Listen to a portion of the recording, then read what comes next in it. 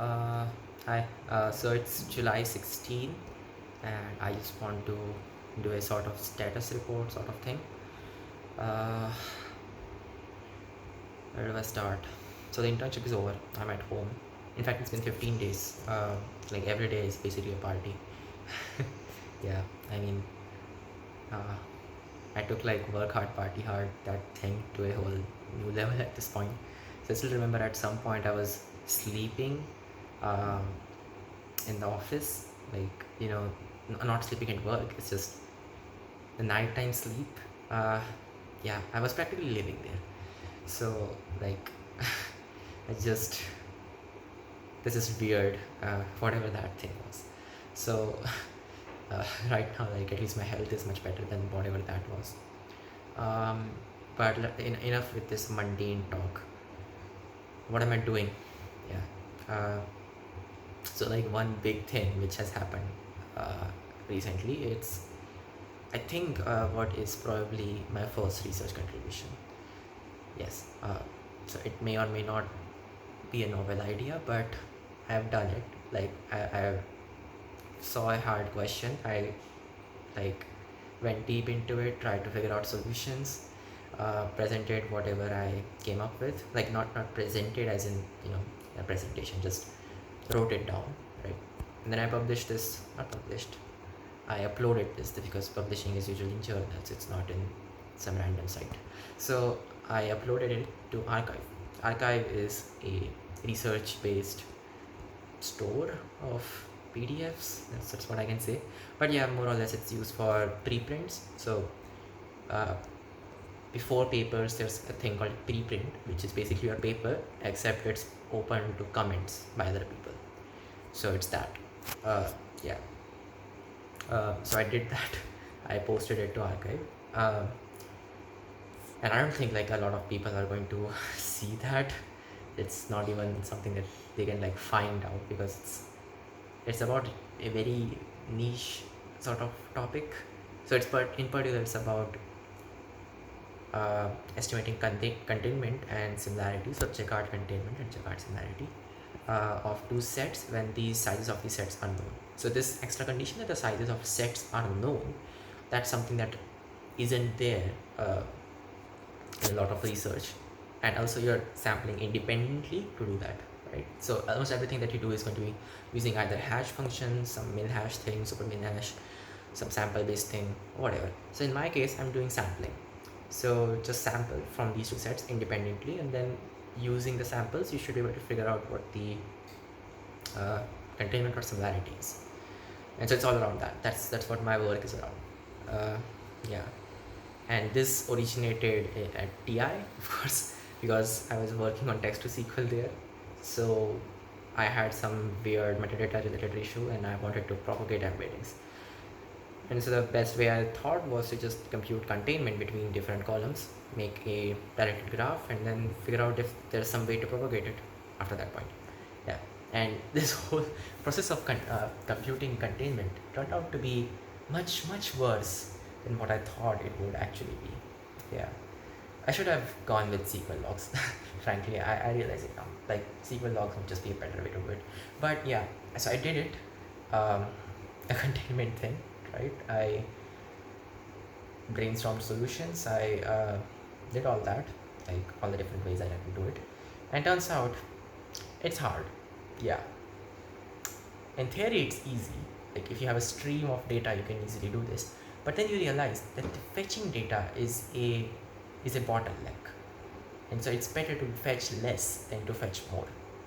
So that's why I wrote a paper on it, because turns out that um, anything that you would do like main hash or whatever, it's going to be blocked out by the CPU limit, right? So it's like for doing min hash, you would have to go through the whole thing, right? Go through the whole uh, column, yeah, and then hash batches, right?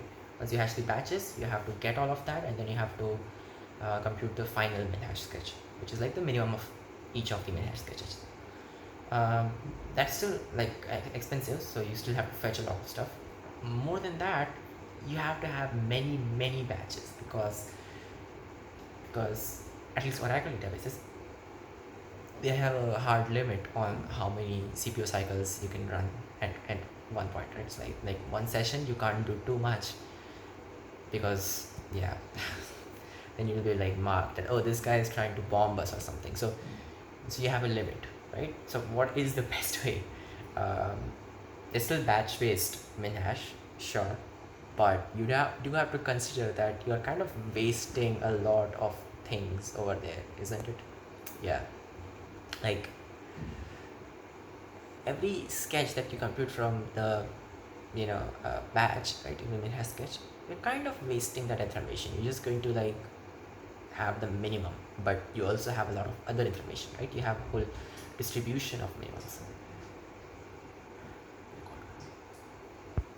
Yeah, so what I tried to do was use that information somehow, which is using the whole sampling based technique that I got. So it's like, as a corollary uh, of that thing, I use that information to create a much better algorithm. Yeah, so this can be used with whatever sketch you want. It can be used with minhash, with super minhash, whatever. Yeah, it's completely up to you. So the one point is that it's original. Like, it wasn't done anywhere before. So I think I just did like proper research, not like building models or evaluating metrics for some random technique. No, none of that. It's proper practical research. Like, I saw a task which needs to be solved, and then I solved it. Yeah, I solved it with rigor, with statistics, with bounds.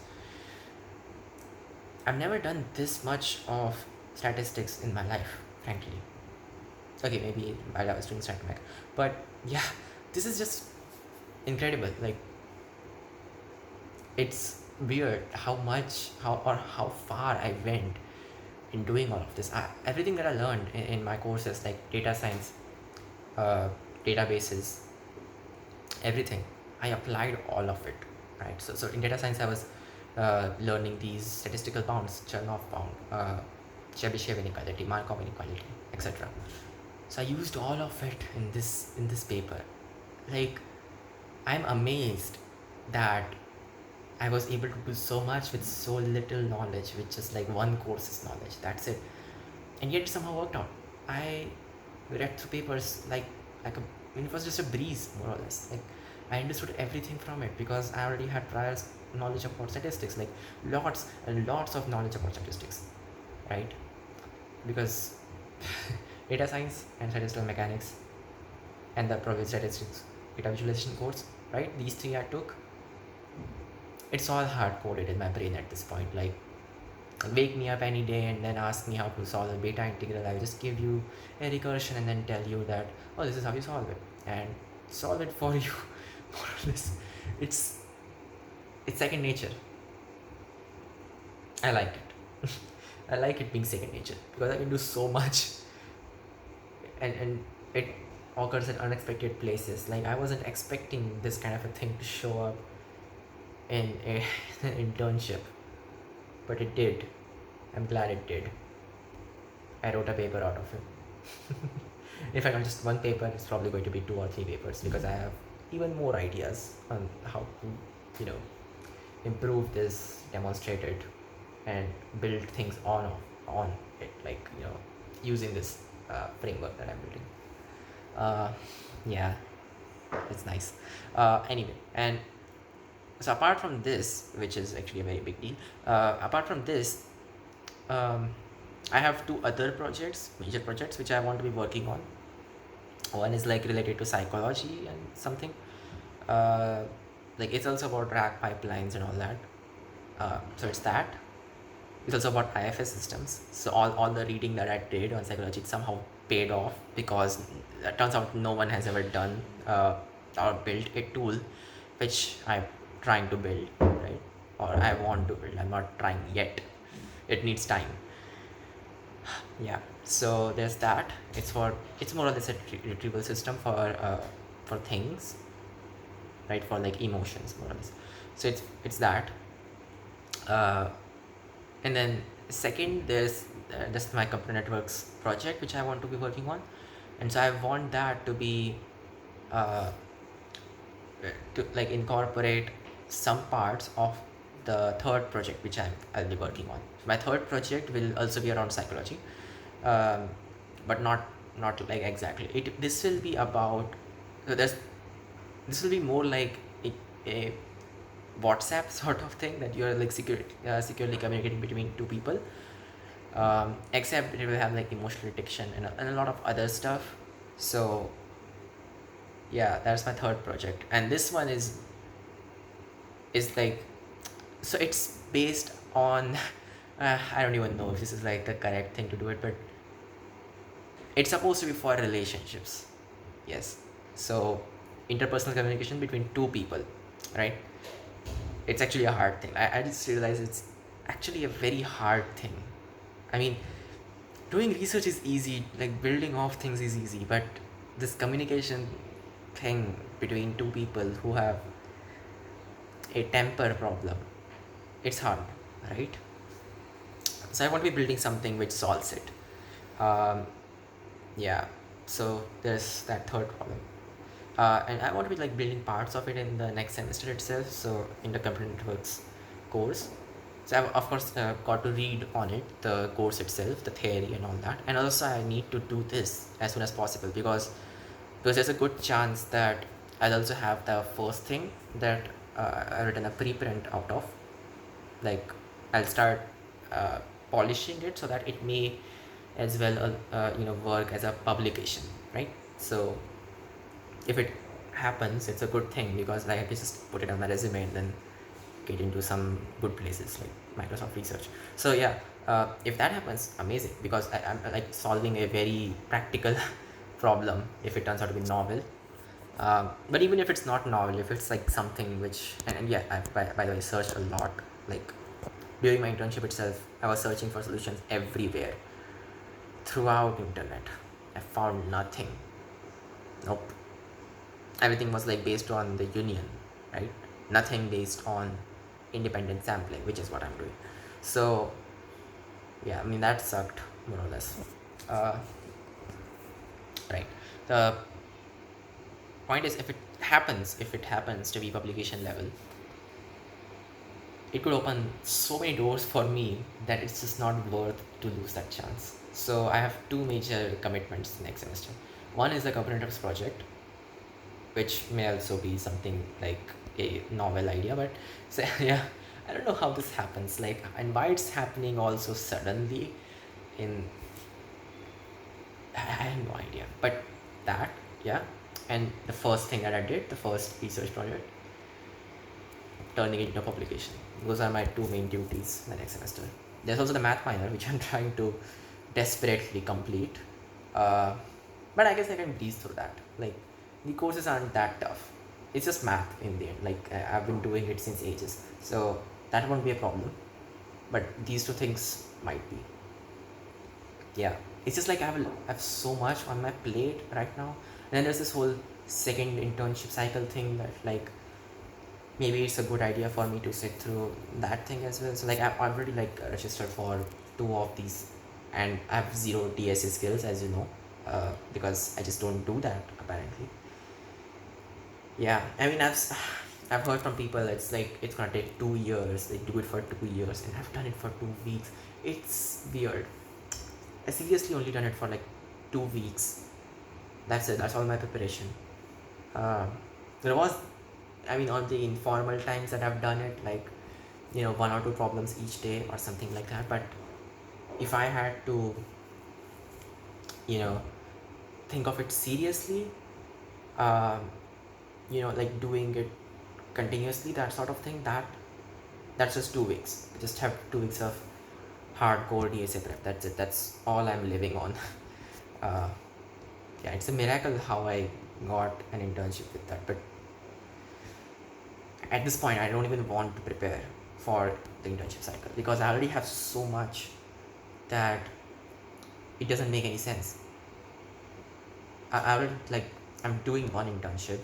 I don't want yet another internship to ruin all the time that I could have gotten in the summer.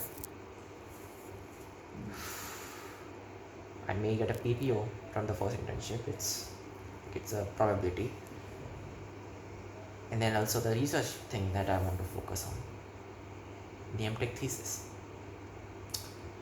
It makes no sense for me to do these internships right now. Wait, what do you mean right now? Like after I get placed, I won't even need to do any of this.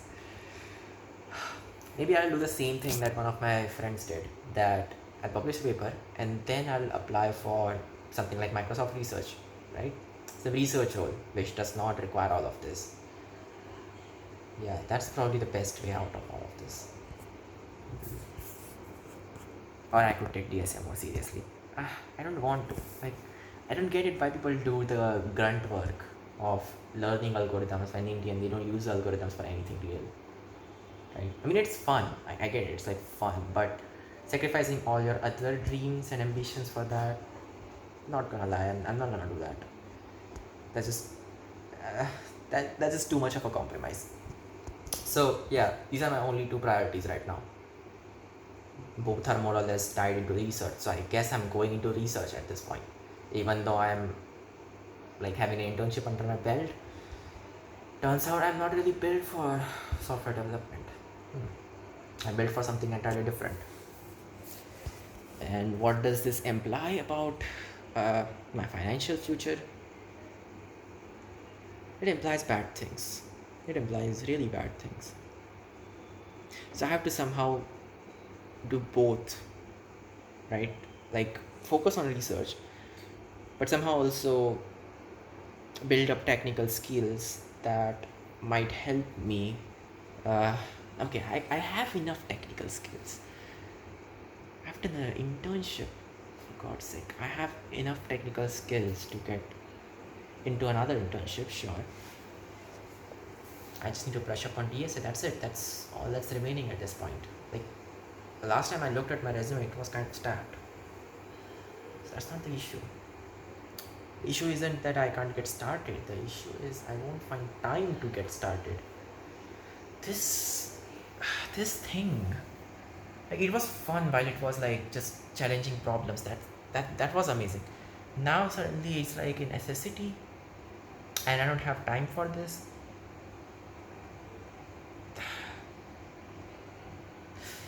I don't get it.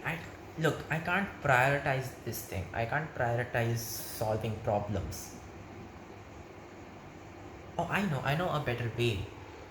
Algorithms research.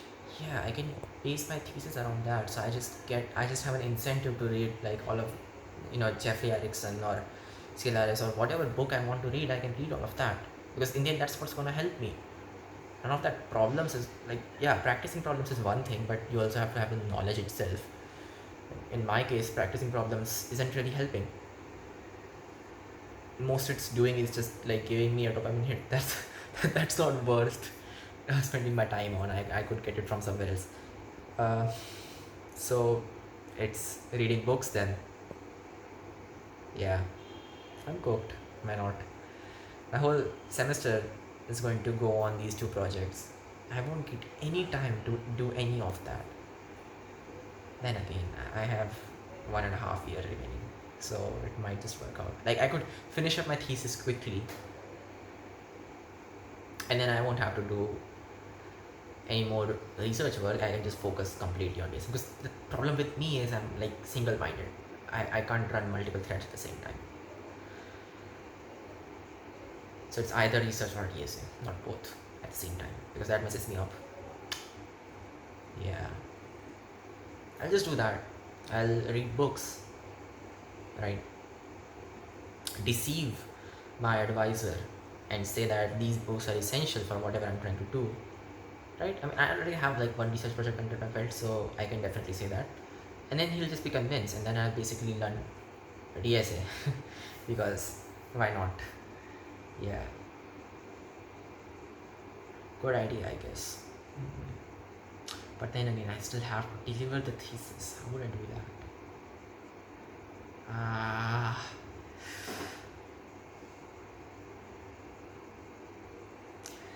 The only way at this point is don't do an internship and spend those 2 months doing DSA. Yeah, that's what I'll have to do.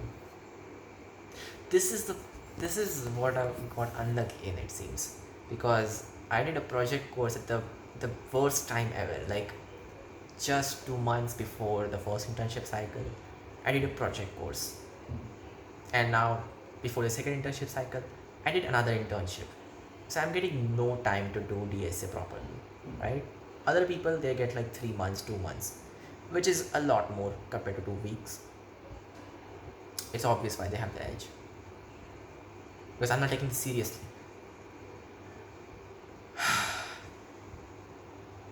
But I can't sacrifice my dreams either. Not for this stupid thing.